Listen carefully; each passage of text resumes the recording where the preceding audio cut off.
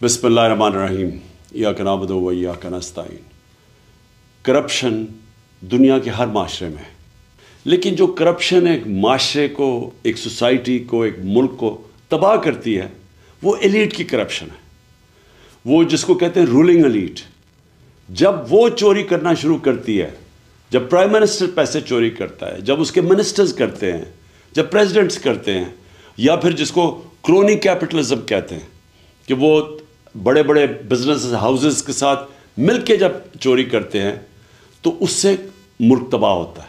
Secretary general of the United Nations उन्होंने एक panel बनाई जिसको कहते हैं फैक्ट आई पैनल, और उसने ये गेज किया कि गरीब और अमीर मुल्कों में क्यों फासले बढ़ते जा रहे हैं।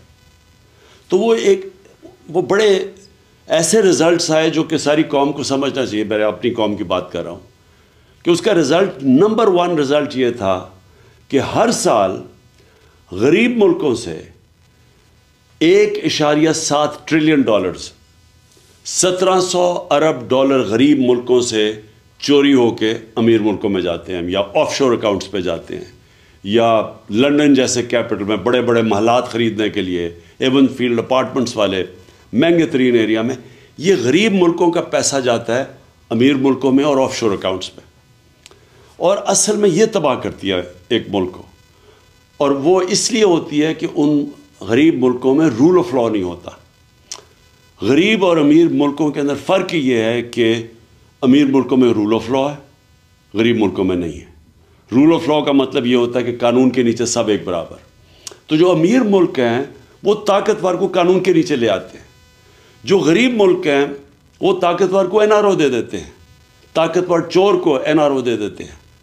और तबाह ताकतवर की चोरी का होता है। एक मुल्क तबाह तब होता है क्योंकि छोटा चोर कितना पैसा चोरी कर लेगा, वो पैसा क्या करेगा, चोरी करके ज़मीन में अपने घर के नीचे दबा देगा।